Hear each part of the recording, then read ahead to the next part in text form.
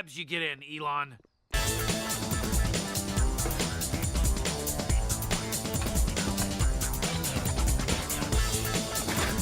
Alright, let's talk about celebrities. We all know them, and some of y'all probably got naked posters of them on your walls, right?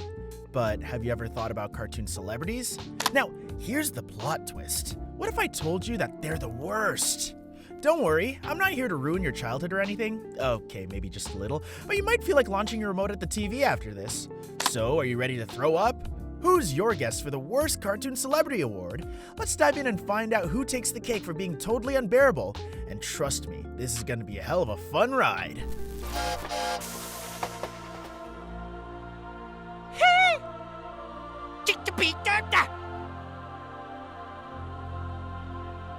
Blanket! Oh, my beautiful. Let's start off with South Park, shall we? The Jeffersons episode is basically a big butt roast of Michael Jackson, but with the dark humor only this show can pull off. Now, I know you'll watch these cartoons or have watched it at some point, so you know what I'm talking about, right? Now, here's the thing. Michael Jackson in this episode is a walking disaster, and not the fun kind either. Imagine a dude who's so obsessed with staying young. It's like he's stuck in a time loop of never growing up. Listen, Michael Jefferson, yes. Hey, you want to play with me? Come on, let's climb the tree.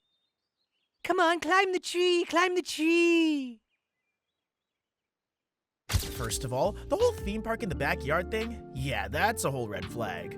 That's not how you make friends with some brats. Oh, sorry, I mean kids. Then there's the moonwalking thing, and it's shoved in your face at every possible moment. It's like, okay, dude, we get it. You can sail across the floor, cool. But maybe take a break and try some actual serious conversation, yeah?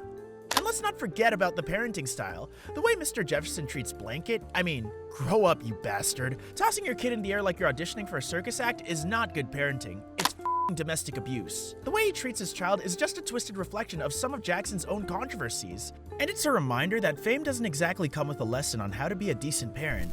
Yes! So what's the problem? He appears to be just a hologram, sir. No, it's ignorant. You don't understand. We have to stop them. Oh my god. Are you— Then the cops who are obsessed with catching him because they think he's a rich black man, only to completely miss the fact that he's white? But more than just an imitation of MJ, it's also a shitty lesson on how fame and wealth can blur the reality, and it leaves you thinking, is this a critique of Michael Jackson?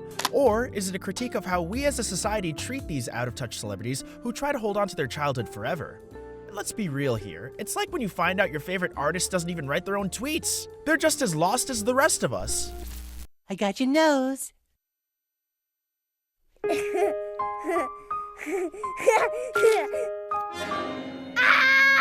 So yeah, when it comes to the worst cartoon celebrities, Michael Jackson in South Park is the best example of how celebrity status can go from entertaining to disturbing in just an episode.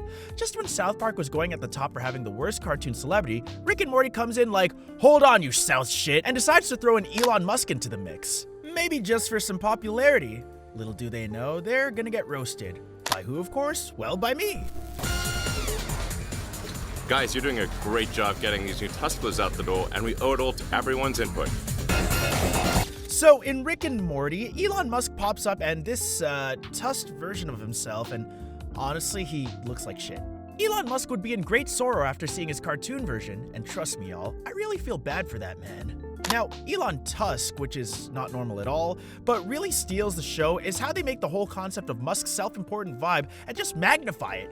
He's an absurd superhero, but instead of a magic wand, he's got, well, tusks. I'm sorry I made you move over here for no reason. Well, yeah, that was a little weird. It's exactly that kind of shit that made us worry about regular Elon. Well, we're not opposites, okay? I'm just him with tusks.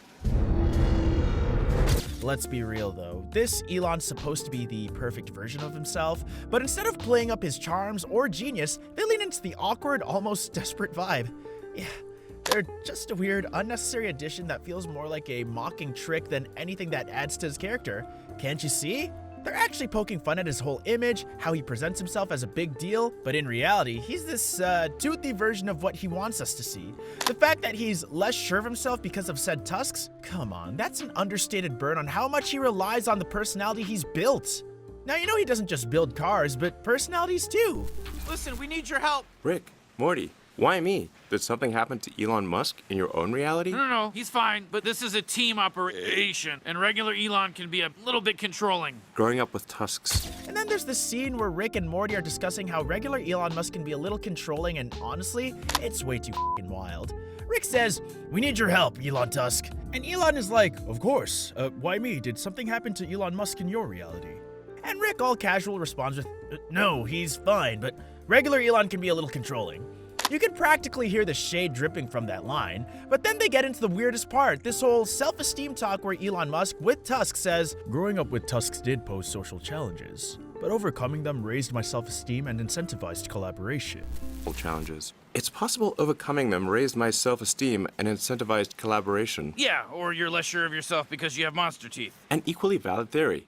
Let's talk over here. Like, bro, how do you gather this much guts and balls?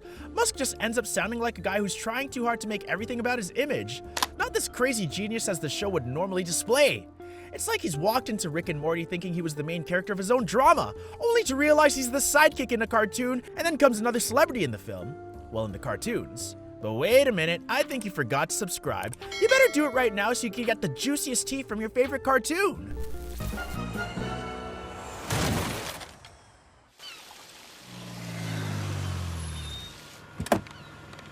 What are we doing here? This is Pitbull's house. So, let's talk about Pitbull's appearance in Family Guy. Now, if you're a fan of the show, you know they love throwing in cameos of real-life celebrities in the most brutal, shitty way.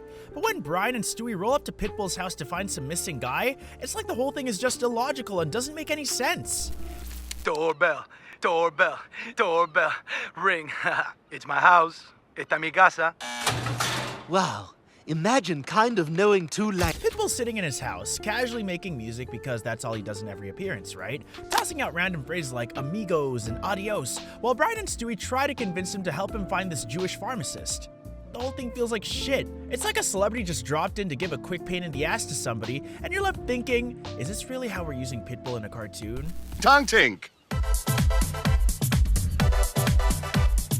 Adios, goodbye, amigo friends. I gotta go get paid to scream, "Make some noise!" in Vegas. The joke here is that Pitbull knows everything about South Florida, but he doesn't really do anything with that knowledge. Instead, he's just chilling making a song. That, by the way, is literally just a version of the Pitbull songs we already know, and then quickly goes back to the main characters to go and say, "Get paid to scream" in Vegas. This feels like they're poking fun at how celebrities sometimes just exist in a show without really contributing much. And when it's Pitbull, the whole thing just makes sense because it's like, yeah, that's exactly what we expected from him. An empty, heartless, and bald celebrity. Hang on, I'm in the middle of writing a song. Ding da dong ga de dong dong ding. That's a hit. What can I do for you, my friends, amigos? I told you. Here's the thing, though. When you use celebrities like Pitbull in a cartoon, especially ones like Family Guy, you'd hope they'd at least give him a chance to be a little more than just a walking joke machine. It's not even funny because the character is so, well, I can't even say a word to express it. It's a moment that feels like they booked him for an episode and didn't bother giving him any worthwhile shit to do. So these are some of the worst cartoon celebrities that just missed the spot in every way possible, right? Whether it's MJ, Elon Musk, or Pitbull, these celebs are just fine in real life, don't you agree? They don't deserve to be in the cartoon world. What do you think about it? Do let us know your views in the comments below. And if you like this video, hit the subscribe button and bell icon. Thanks for watching.